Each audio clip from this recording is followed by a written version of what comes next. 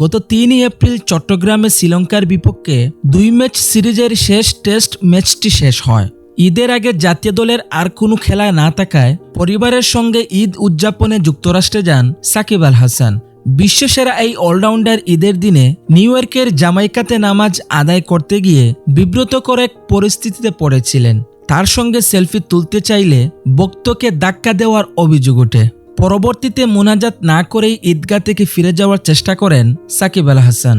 সে সময়ে তাকে ঘিরে উপহাস করেন অনেকে, বুয়া বুয়া বলে স্লোগান দেন। এর আগে সবশেষ জাতীয় নির্বাচনের সময়ে সাকিব আল হাসান যখন মাগুরা 1 আসন থেকে আওয়ামী লীগের মনোনয়ন নিয়ে প্রচারণায় ব্যস্ত ছিলেন, তখন এক বক্ত সমর্থক তার সাথে সেলফি তোলার আবদার করেন। সাকিব ব্যস্ততার কারণে ওই বক্তকে সময় দিতে পারছিলেন না, কিন্তু সেই বক্ত বিরক্ত করেই যাচ্ছিলেন, যে কারণে সাকিব সেই সময়ে ওই বক্তকে থাপ্পড় মেরেছিলেন।